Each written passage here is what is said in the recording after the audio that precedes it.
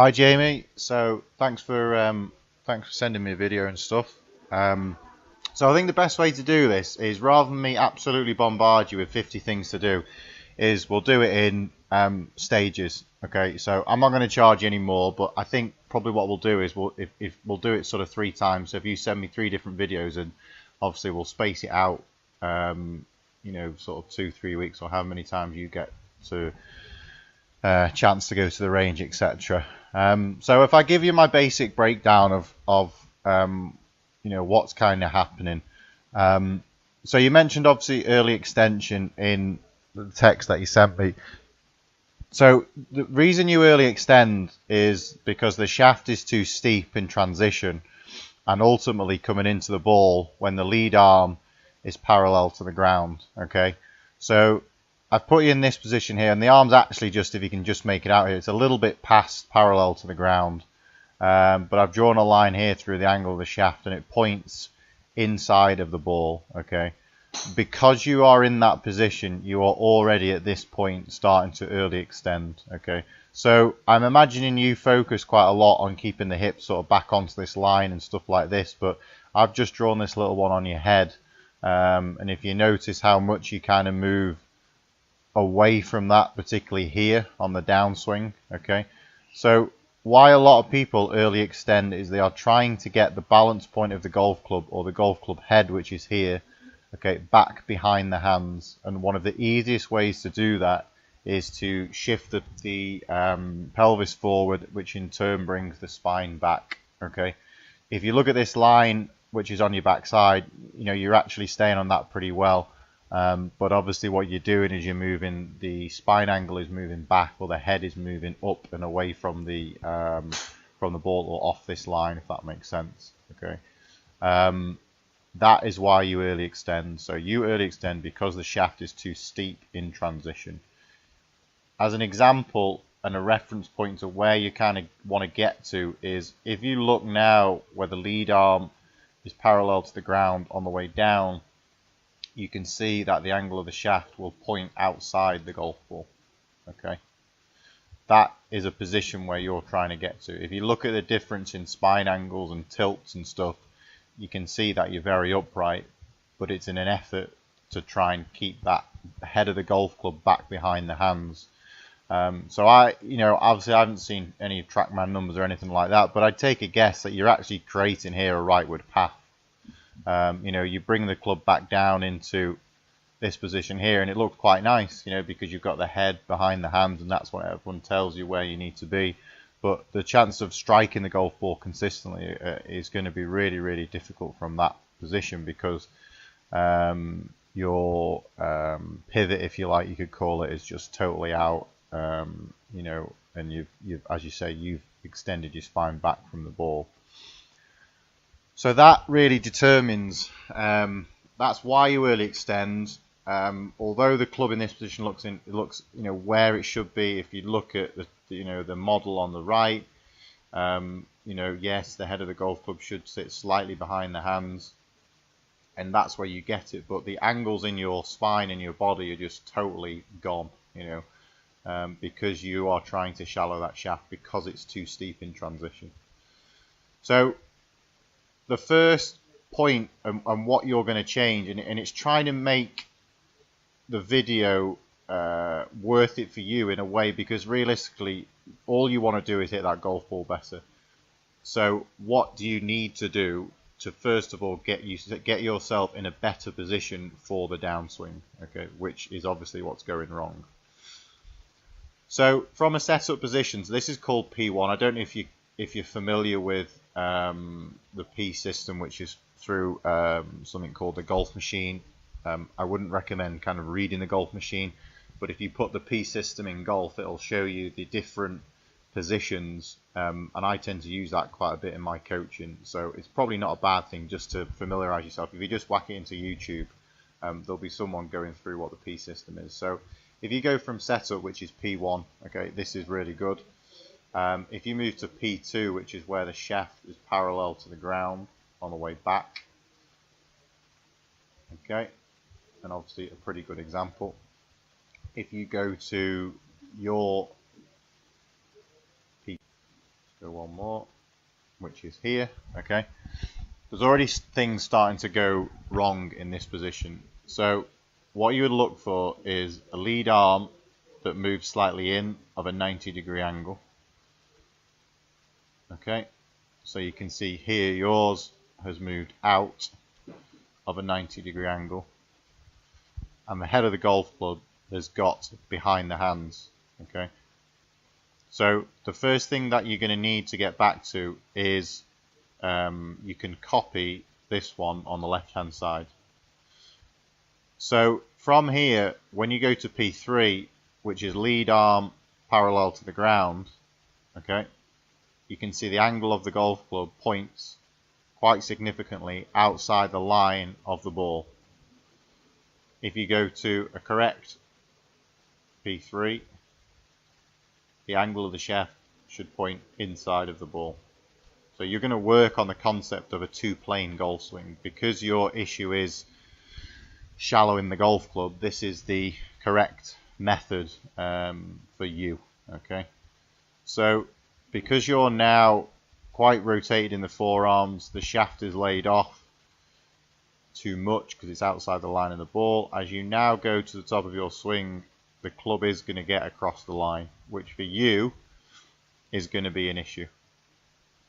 So the easiest way for you now to shallow that shaft is to throw your arms outwards. Okay, but you don't do that. You create depth still, so you pull the club down, but because the shaft is so across the line at the top, okay, the shaft is then here is very, very steep. Okay, so if we put the two plane lines on there, if you like, oops, sorry, let's move this back up. If you put the two plane lines on there, you can see this was the one on the way back, which is outside the line of the ball, and then this is the one on the way down now that actually points inside the ball. If I do the same on the model, sorry, just lost this screen for a minute, oops.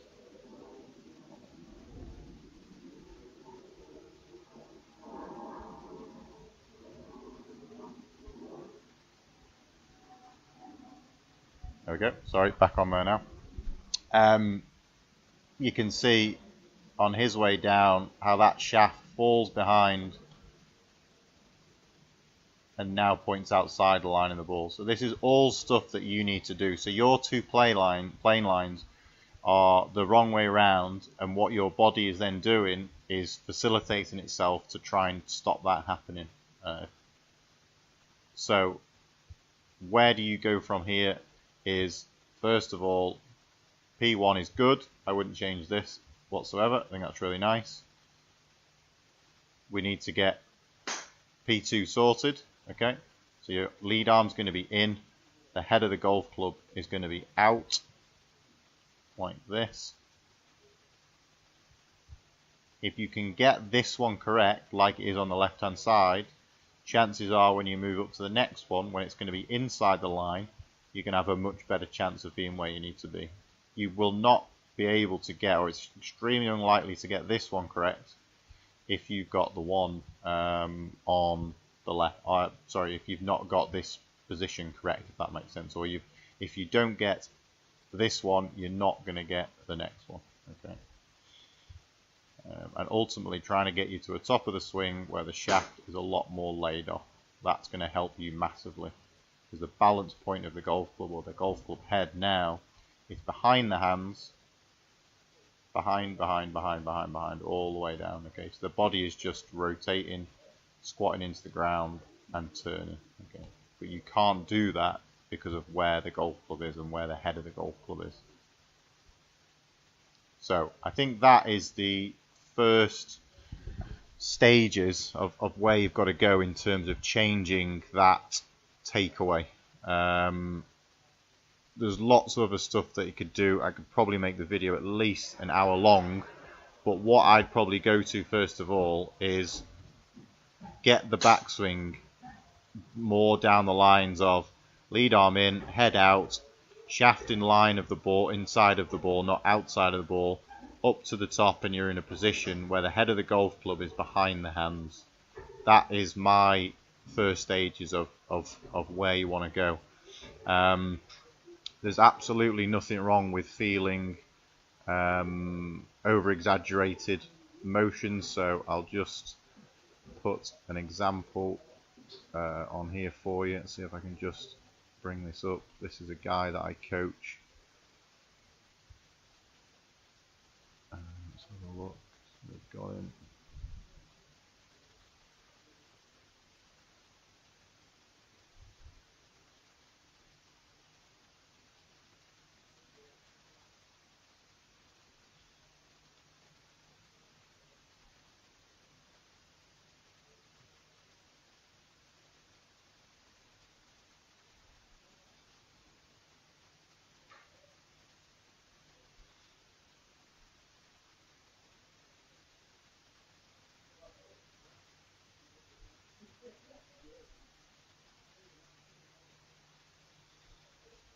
No, I can't seem to find it at the moment, but it was just a great example of someone kind of shallowing the shaft in transition. But if you look at all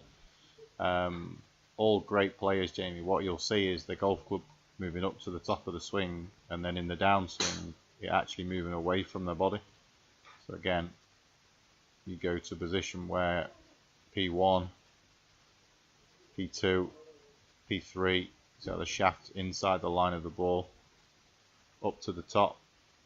Head of the golf club is slightly behind the hands and in a more laid off position.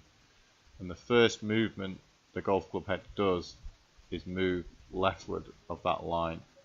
So when they go into position here, okay, you can see how the head is just tracking behind and they're squatting into the ground and rotating.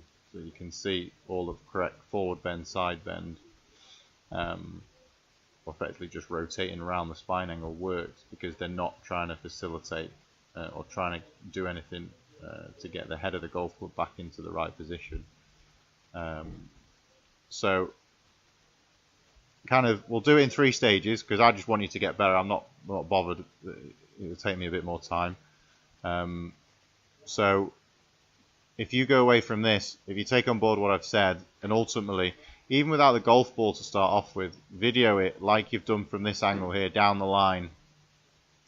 Get the initial movements correct with the takeaway and get yourself in a position where you're looking really for 3 stages. So 1 is great, which is set up. 2, which is head outside the line of the head slightly outside the line of the hands, and a lead arm that's in of 90 degrees.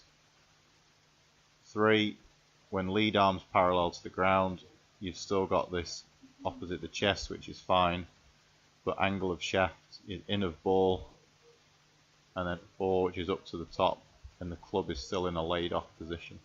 Okay, that's the long and narrow of what you're going to do. Going away from watching this, so to speak.